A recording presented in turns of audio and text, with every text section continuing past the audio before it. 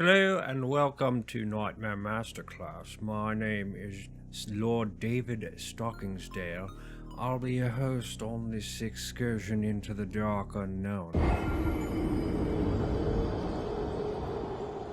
So in this installment I want to talk about Elden Ring, a game I've played my fair share of at this point.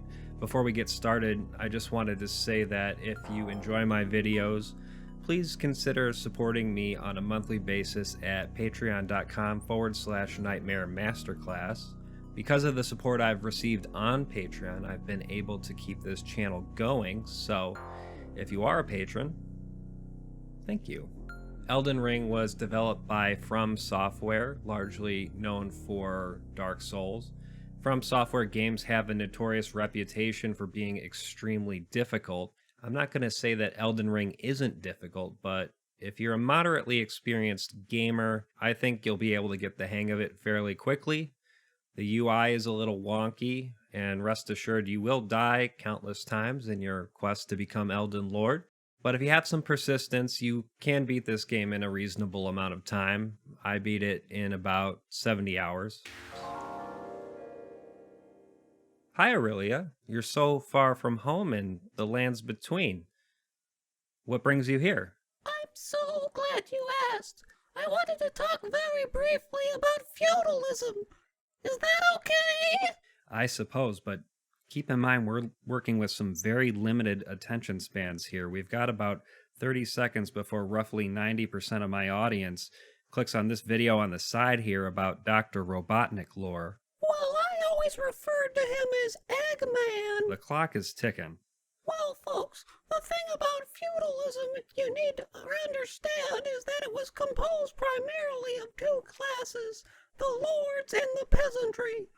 Hey now, this is getting a little bit too political for me. Aurelia, I think we're going to have to shut this down. You're an apologist for the lordship. Sorry about that, folks. These radicals, they just want to politicize everything. It is increasingly the case that big budget games often rely on scope as a selling point rather than, say, the gameplay or narrative. While the qualitative merit of these features, that is, gameplay and narrative, are subjective in certain respects, the absolute spectacle brought on by the sheer enormity of the map is more immediately appreciable to the consumer. It is a pitfall in some sense to assume that the size of a game corresponds to its quality. However, in this case, my assessment of Elden Ring is nonetheless generally positive in most respects. The world of Elden Ring is incredibly rich, but also somewhat convoluted, and I wouldn't necessarily fault you for not picking up on all the various plot points as a casual player. Discerning the meta, as it were, has proven to be a challenge. I certainly don't expect to cover everything in this video. There are quite a few narrative threads that I've chosen to exclude because I don't think they're all that relevant to this analysis. Importantly, a great many details about the broader universe are revealed through item descriptions. Over the course of this video, I'll be relying on these descriptions in order to convey important information. Also, I just wanted to note that a YouTuber named Labor Kyle made a really fantastic video about this game. Specifically, it's about Fia, the Deathbed Companion. I'll have a link to that video in the video description, so check it out if you're inclined. Alright, now let's start with the basics. Elden Ring takes place in the midst of a great power vacuum within the lands between. This vacuum leads to increased tension between certain characters vying for power. This power vacuum takes place in the wake of an event known as the Shattering. I'll be going into more detail about that event later in the video, but for now, it would suffice to say that the titular Elden Ring was shattered, and that created shards known as Great Runes. You play an exile, one of many known as Tarnished, who are called back to the lands between in order to restore the Elden Ring to its previous state of totality, and thus become Elden Lord. Enemies in the game are not united against you. One gets the sense that the Tarnished are perhaps considered ancillary in some respects to the major antagonists within the game. you are but a minor nuisance. Yet, once one discovers the true origins of the Tarnished, the notion that they are marginal figures in the narrative is completely overturned. Elden Ring was directed by Hidetaka Miyazaki. Miyazaki previously achieved a certain level of eminence in the gaming world as the creator of the Dark Souls games. He stated that the immense difficulty inherent to his games is meant to heighten the sense of fulfillment one gets after finally achieving victory. Aside from Elden Ring, I've yet to really dig into his work, but I'm looking forward to playing through the rest of his games. Notably, George R.R. Martin had a role in the writing process for Elden Ring as well. It's not entirely clear what he contributed to the story, but there are certain aspects that seem to exhibit his particular flair. A hallmark characteristic of Martin's work, I would say, in particular the epic fantasy novels A Song of Ice and Fire, is a certain unmistakable bleakness that I must say works quite well in a FromSoftware game. It's well known that Martin's novels are loosely based on a conflict in England known as the War of the Roses. I don't believe there is a direct historical parallel with respect to the broader story in Elden Ring. However, Martin is historically minded in certain respects, and I believe there are discernible hints of that in the game. Yet, it's undeniably the case, based on Elden Ring's intro alone, that the game doesn't take itself too seriously. I mean, it has a character called the Loathsome Dung Eater. And while this irreverent quality serves to disarm the player at the beginning, it is nonetheless the case that the game is also incredibly dark. With this in mind, I'd argue that the majority of its content constitutes a grotesque mockery of feudalism's ideological foundations. In order to make that case, I am going to need to brief you on the historical epoch known as feudalism. Feudalism was a socio-economic system first established in medieval Europe. There were many forces at play over the course of feudalism's development, and in some sense it was a very unstable system, specifically with respect to its ever-shifting political and legal mechanisms. In this respect, Elden Ring does a great job of conveying the chaotic nature of feudalism, the shifting alliances, the strategically crafted marriages, the seemingly endless wars and plagues. All of these elements serve to highlight an underlying bleakness that calls to mind the era of feudalism. Europe in the Middle Ages was composed of various kingdoms, which were themselves composed of various counties and duchies. And there were many factors that dramatically changed the course of history, including shifting loyalties, wars, inheritance, marriages, etc. Despite this, the system of rent extraction that comprised the economic base of feudalism was extraordinarily persistent over the course of history. For the purposes of this video, it would suffice to say that the relationship between lords and peasants is the defining feature of feudalism as an economic system.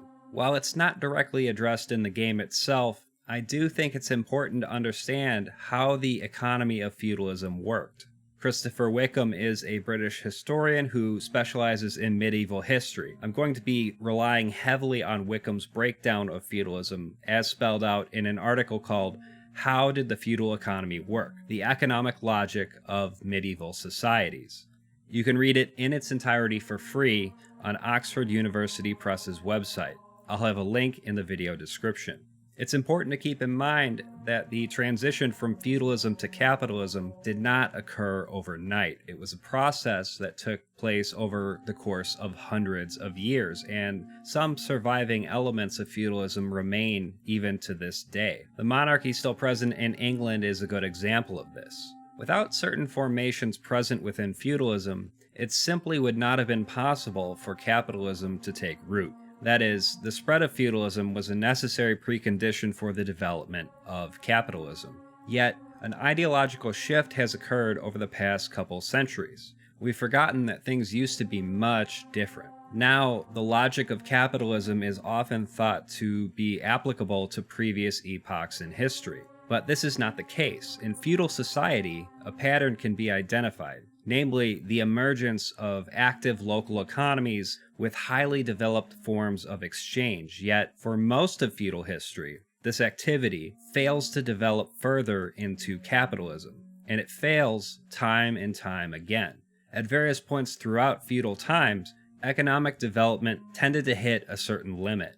And the reason for that is because in the Middle Ages, economic development operated not according to the rules of capitalism, i.e., the endless pursuit of profit. Rather, it adhered to another logic entirely, the logic of feudalism. Feudalism is based on a relationship of dominance that consists of peasants giving a surplus to their lords. This surplus was essentially a type of rent. Depending on the situation, it could take the form of crops, services, or money. Peasants are coerced into this situation under the threat of violence. This threat can be either implicit or explicit, but it is nonetheless the case that this relationship is more nakedly exploitative than capitalism. Importantly, the surplus expropriated by the lord is not determined by market forces. Rather, it is determined by the amount of leverage the lord has over the peasant, or conversely, the degree to which the peasant is able to resist this coercive dynamic. And they were able to resist at times. Every institutional structure was set up to justify this arrangement. And rest assured, the system of rent extraction required explicit justification. After all, peasants could plainly understand that they were the ones creating the agricultural product. Lords tended to justify their status by deferring to their claim to the property in question. They also offered their lordly protection to peasants. In addition, those in positions of authority often perpetuated supernatural ideas so as to justify their status as rulers. The ideological basis of feudalism was the divine right of kings. The king has been ordained by God, so to rebel against your king would mean to rebel against the will of God himself. The ruling class of feudalism, the lordship, mystified relations based on domination in order to prevent the peasantry from fully understanding the coercive dynamic at play. The things people tend to associate with feudalism, the artwork, the music, the architecture, the royalty, in addition to all forms of commercial exchange. Essentially, this was all made possible by forcing peasants to hand over their produce in the form of rent. While the lordly class in feudalism was the ruling class, there also existed an upper layer of elites within this class. Kings, emperors, etc. are thought of as superlords, and they imposed their regimes of taxation on peasants. Taxation was generally more efficient than other forms of rent extraction, and systems that effectively imposed taxes were far more stable than lordships whose wealth was solely accumulated through rent. While many elements of the various economic arrangements in feudalism were quite distinct, the one thing that all feudal arrangements have in common is that they all entail peasants having to give some kind of product to their lord. While rent and taxes were sometimes difficult to tell apart, the main point is that both rent and taxes were designed to extract a surplus from the peasant class. It's important to note that while lords were able to affect the production process by demanding different forms of rent, they were generally unsuccessful in directly controlling production. Thus, peasants frequently had a fair amount of autonomy in this domain, so long as rent was paid. Because lords were external to the production process, and they sometimes did not have the resources to raise rents effectively in order to adapt to broader economic conditions, peasants often had a tactical advantage. As the economy expanded due to the clearance of new land and higher crop yields, rent and taxes tended to fall in real terms. So too did this give an advantage to the peasantry. But the more powerful lords could simply increase rents by force. While there are many things throughout history that we still don't know, we have now amassed a fair amount of empirical data, and with respect to certain areas, we even have a pretty detailed understanding of economic trends in specific medieval centuries. A phenomenon known as economic dynamism can be observed in certain sectors within the economy of the pre-industrial world. Importantly, there is evidence of great complexity in certain regions. This economic dynamism can be understood as a combination of the following: divisions of labor leading to an increase in productivity, artisans who are sometimes even wage laborers producing for market consumption, highly intricate networks of exchange, and even capital investment. Yet none of these societies were able to maintain this economic dynamism in the long term. Historians often attribute this chronic inability to maintain a certain level of economic productivity to external factors such as war, conquest, and plagues. And these are certainly important factors to consider. However, Wickham attributes feudalism's persistence to an internal logic that just so happened to give it staying power throughout the Middle Ages. This logic can be characterized by two major tendencies. For most of the feudal epoch, commercial exchange was driven primarily by the demand of lords. And of course, lords were but a small minority of the population, so there wasn't very much demand most of the time. But every now and then, there were explosive periods of commercial growth. Notably, peasant demand became more prevalent when lords became powerful enough to demand a large surplus. While the structure of this commercial exchange was always mediated by the feudal order, peasant demand nonetheless tended to increase and could even exceed the demand of lords in some cases. Wickham notes, "There is a paradox here, that a greater strength for aristocrat-led demand led to an economic environment in which peasants had more access to exchange than they had in periods where they were more autonomous." And there's archaeological evidence to support all of this. The abundance of mass-produced ceramics and other artisanal products in archaeological sites indicate a period of relative prosperity for the peasantry. Yet, this economic dynamism always tended to stagnate after a period of time, and this is because there were not enough workers in the cities yet to form something more akin to a modern working class. Whenever explosions of commercial exchange did occur, conditions tended to make it less likely that peasants would leave or potentially be forced off their land in order to join the urban workforce. Less likely, that is, until the beginning of the 18th century in London. But for the vast majority of the feudal epoch, it didn't really matter which of these tendencies was in effect because either one tended to reinforce feudal logic. This is precisely why feudalism lasted such a long time. Wickham paints a vivid portrait of feudalism as an economic arrangement, and the end result strikes me as rather tragic. For hundreds of years, the potentiality within human civilization was continually bounded time and time again simply because the logic of feudalism prevented human flourishing beyond a certain point. I believe that this understanding of feudalism has enriched my appreciation of Elden Ring, specifically with respect to the general bleakness present throughout the game. In a sense, feudalism can be characterized by a certain malaise. I'll be getting into a deeper analysis of the source material at this point, but I wanted to emphasize that from an impressionistic standpoint, Elden Ring really does a great job of capturing that malaise. Upon an initial playthrough of the game, perhaps it would be fair to assume that the Elden Ring is itself something of a floating signifier, a kind of MacGuffin that only exists to give the player a coherent objective. It is the absolute object of desire, one might say, which bestows the user with ultimate power. Yet, the significance of the ring is clearly established within the game from the onset, and the object is greatly important with respect to the story's broader themes.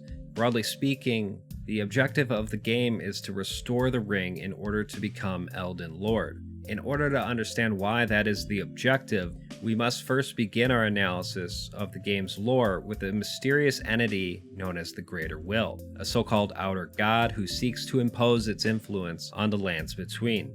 Outer gods are omnipotent beings that reside outside the lands between within the cosmos. There are other outer gods in Elden Ring, but the Greater Will is by far the most prominent in the story. In my view, the Greater Will is a plot device that is necessary in order to establish a quasi-theological basis for Queen Marika's status as the ruler of the lands between. The game strongly insinuates that the Greater Will seems to have some kind of plan with respect to the development of the lands between, though we are not given very many details. The Greater Will exacts its ambitions by sending a golden star to the region. A description of the Elden Star's incantation gives us more details about this event. It is said that long ago, the Greater Will sent a golden star bearing a beast into the lands between, which would later become the Elden Ring. The beast in question is known as the Elden Beast, which is referred to as a vassal for the Greater Will. A description of the Elden Remembrance reads as follows. It was a vassal beast for the Greater Will and living incarnation of the concept of order. Thus, the Elden Beast represents the Greater Will and imposes order within the lands between. Here we can see feudal logic is clearly at play. The beast only has claim to the lands between insofar as it has been established by the decree of the Greater Will. Again, the Elden Beast is a vassal of the Greater Will. In this game, the Greater Will can be understood as a kind of superlord, or perhaps even the embodiment of sovereignty itself. It uses the Elden Beast as its earthly representative to impose order on the lands between. This beast is transfigured into the Elden Ring, the game's namesake.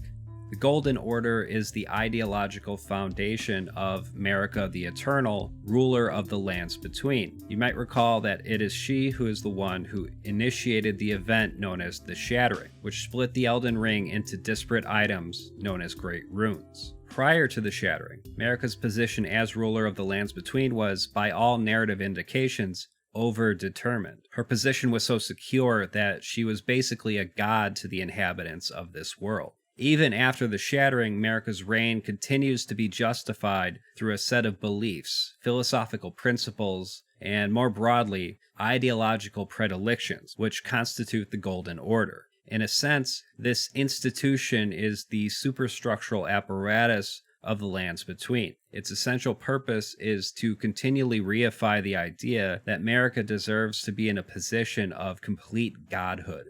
However, it is important to note that there is very little evidence to indicate that the Golden Order's philosophy actually corresponds in any real sense to the Greater Will's aims and ambitions, presuming that it has those things.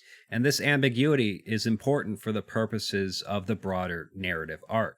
Throughout the game, a group known as fundamentalists is referenced. Fundamentalists seek to understand the laws of nature imposed on the lands between by the Greater Will.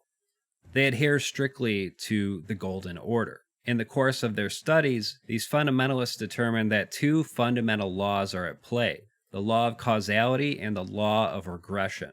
The law of causality stipulates that all actions have consequences which branch off like a tree. To quote the game itself, causality is the pull between meanings. It is the connections that form the relationships of all things. Conversely, the law of regression states that all things have a natural tendency to return to their source. The game describes regression as follows. Regression is the pull of meaning, that all things yearn eternally to converge. The ruling ideology of a given epoch is presented to its subjects as entirely natural.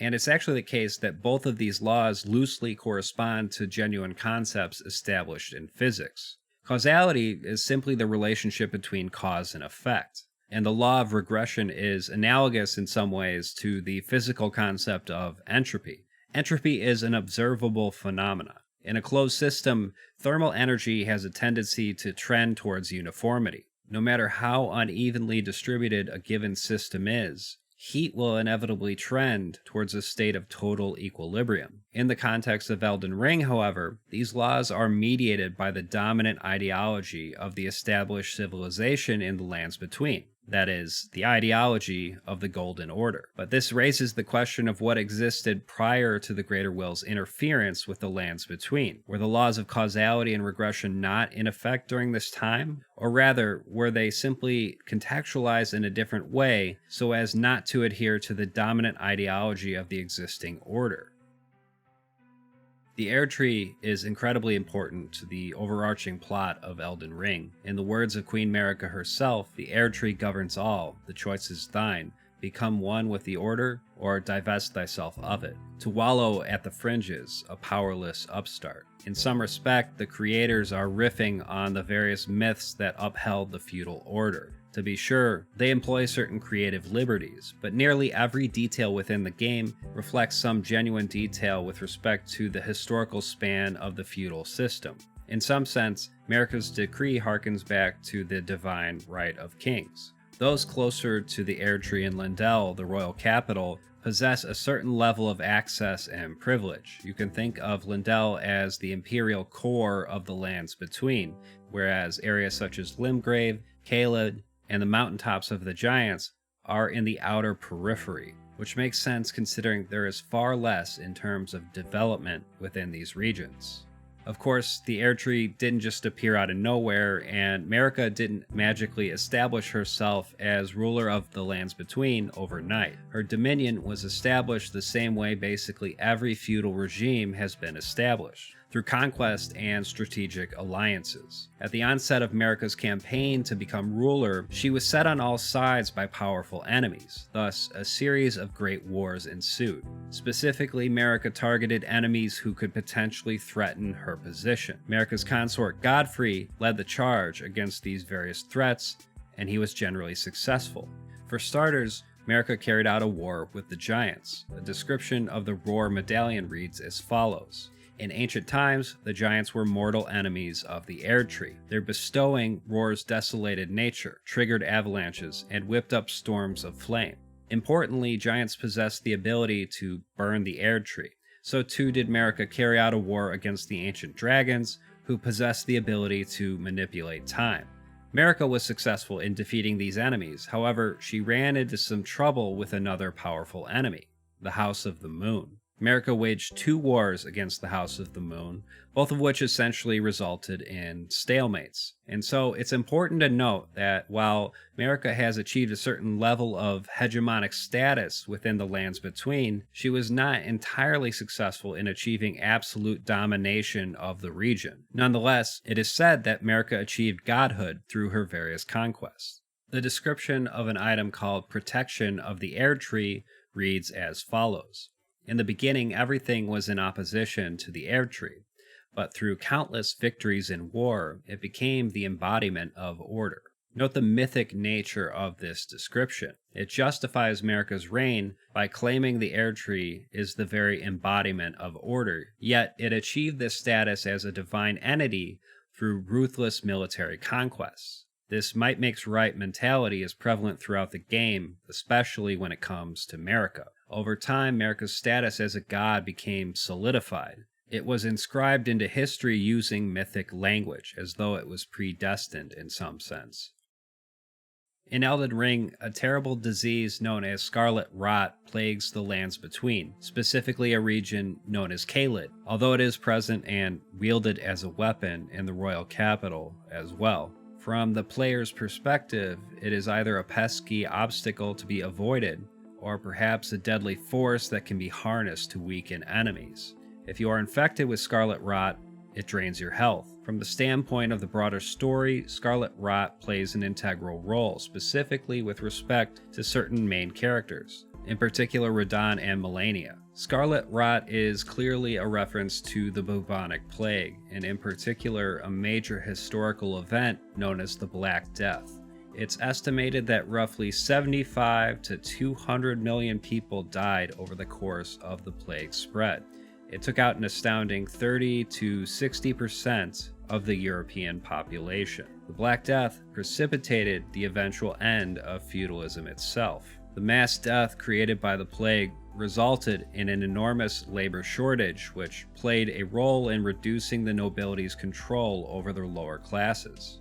This was not the first time a virus played a role in the end of an historic epoch. For example, the plague of Justinian is thought to have hastened the fall of Rome.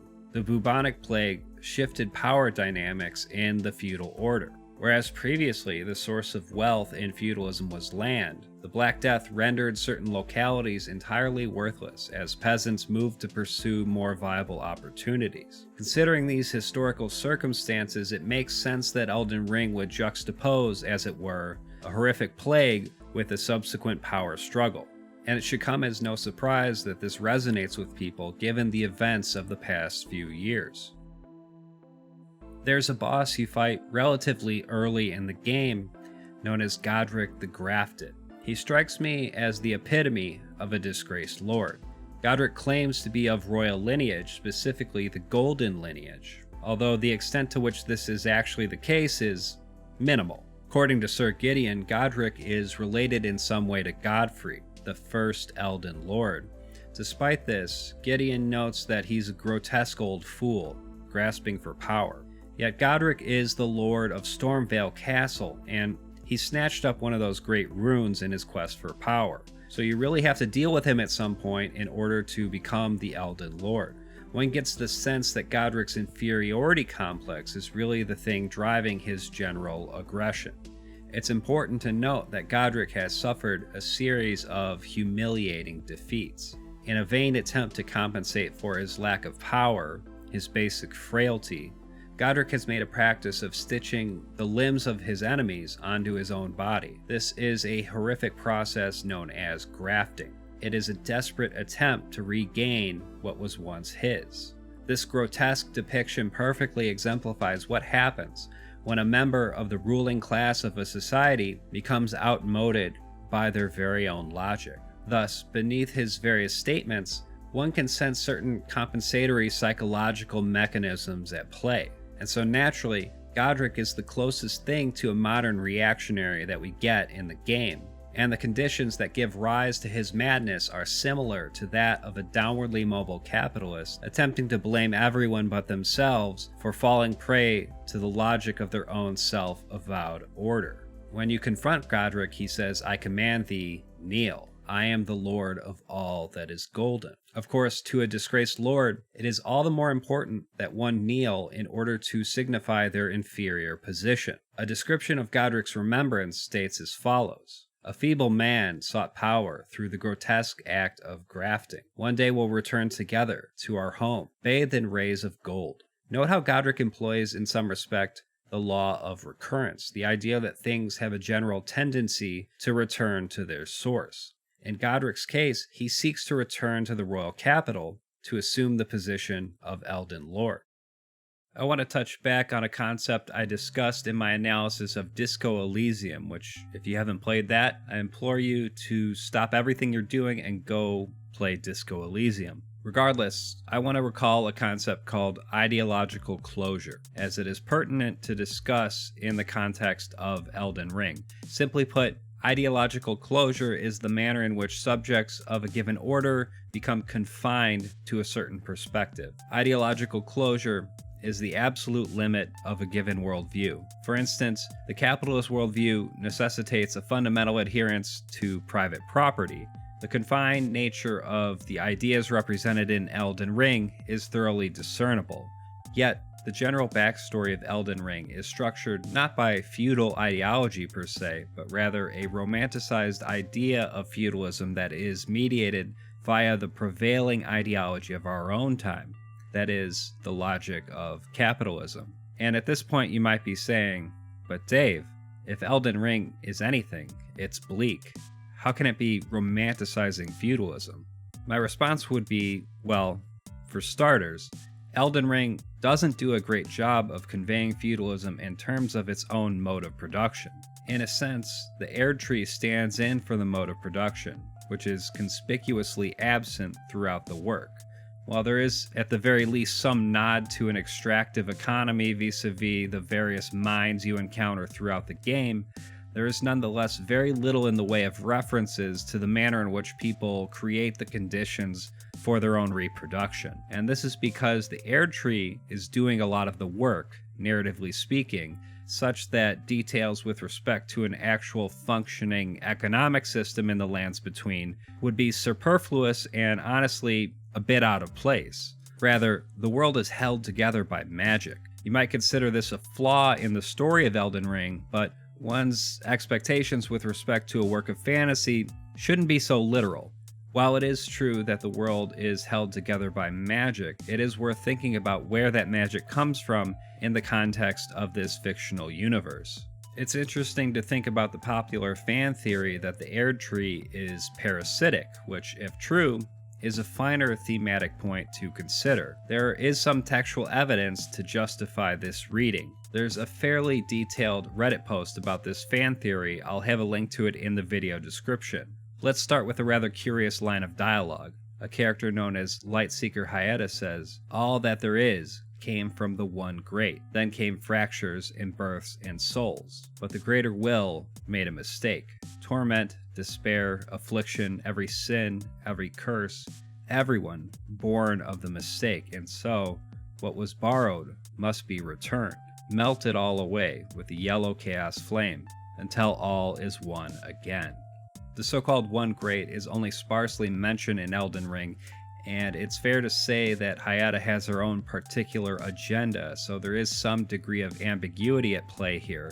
However, we can perhaps deduce a more detailed history of the Lands Between using Hayata's dialogue as a starting point. It is clear enough that intelligent life existed in the Lands Between prior to the Greater Will's intervention. Not much is known about this time, but we can glean a number of significant details. Of course, there were the aforementioned ancient dragons and the giants, and the Crucible Knights are often brought up in reference to ancient traditions with respect to primordial life. Note, for instance, this interesting tidbit from a description of the Crucible Knot Talisman, a vestige of the crucible of primordial life. Born partially of devolution, it was considered a signifier of the divine in ancient times, but it is now increasingly disdained as an impurity as civilization has advanced. Yet, the Crucible Helm Tree is described as follows: holds the power of the crucible of life, the primordial form of the Erd Tree. This raises an important question. If the so-called crucible is, in fact, the primordial form of the Erd Tree, why is it now considered subversive in some respect? Why is it essentially persona non grata in the Lands Between? An item known as root resin has the following description: the roots of the Great Tree were once linked to those of the Erd Tree, or so they say, and it is for this reason catacombs are built around Great Tree roots. The description makes reference to a great tree. Perhaps this tree is connected in some way to the crucible. Perhaps the tree itself is the primordial form of the Erd Tree. Yet, this description notes that it is entirely distinct from the Erd Tree. Importantly, its roots were once connected to the Erd Tree. It then stands to reason that perhaps the Erd Tree used the Great Tree in order to establish itself. If this is true, it makes total sense why the dominant ideology, the Golden Order, would seek to undermine the importance of the Great Tree. The idea that the Erd Tree is parasitic in some way would be quite appropriate considering the way feudalism worked. The entire economy of the feudal epoch was parasitic in nature. Lords were a small minority of elites who expropriated a surplus from the peasantry, the people who did all the real work. While there is perhaps some nod to the parasitic nature of feudalism, NPCs, in particular humanoid enemies, are often simply grotesque caricatures of the various positions and professions that have existed over the course of feudalism's history. And the game doesn't have much, if anything, to say about the peasantry, who were, in reality, the true working class of the feudal epoch. Lower classes in Elden Ring are depicted only in a fairly marginal sense. The commoner, for instance, is described as follows: pitiful and frail, the commoners wander the lands, having lost their minds long ago. They may be weak on their own, but their numbers and craftiness can outweigh the odds against them. Despite this, it was quite satisfying to see this commoner stomp on Godrick's defeated corpse. So whereas Elden Ring greatly minimizes the role peasants played in feudalism, if we applied this metric to the fantasy genre in general, most works would also fail in a spectacular fashion. Elden Ring is a video game. I don't expect it to get into the weeds with respect to how people reproduce the conditions for their own continued survival in the feudal epoch. Where Elden Ring does excel, however, is expressing in a fantastical manner the ideological apparatus of the feudal system. And this is perhaps a backhanded compliment on my part because it seems to me the perspective largely represented in the game is that of lords, or rather an ideologically distorted ideal version of lords that has been mediated through the lens of our own contemporary moment. Yet, it can't be ignored that you play an exile who has lost the grace of the Erd Tree. This is, after all, what it means to be tarnished. And the game nonetheless encourages you to become a lord. Not just any lord, mind you, but the Elden Lord. In this sense, it is aspirational in a way that wouldn't quite make sense if we were adhering strictly to feudal logic. The idea that one can rise above their station and become a lord is quite alien to the logic of feudalism. Yet, due to the nature of the tarnished, it is basically inscribed in the stars when it comes to Elden Ring. At its core, Elden Ring is an impressionistic exploration of feudalism's inner contradictions. It conveys, in an artistic manner, the various ideologies that tend to manifest when a system based purely on rent extraction reigns supreme. Its default ending entails the player restoring the Elden Ring and thus achieving the status of Elden Lord. This ending is surely a fantastical resolution to irreconcilable contradictions. There are other endings that are far more interesting in my view. When it comes to certain alternative endings, I do believe the game alludes in some vague sense to the end of feudalism. These anticipatory endings include the Lord of Frenzied Flame, which resolves with the player becoming an agent of chaos, and the Age of the Stars, which resolves with the player joining forces with a demigod named Rani in order to exercise the greater will from the world entirely. Having accomplished your goals, you leave the Lands Between without a lord for the first time in, well, a really long time. This is by far the best ending, in my view, not only because it anticipates the end of feudalism, but because it is totally ambiguous with respect to what comes next for the Lands Between. That, of course, would be beyond the scope of a game such as this. That wraps it up for this installment of Nightmare Masterclass. Again, if you enjoy my videos, maybe think about supporting me on a monthly basis at patreon.com/Nightmare Masterclass. Thank you for watching, and good night.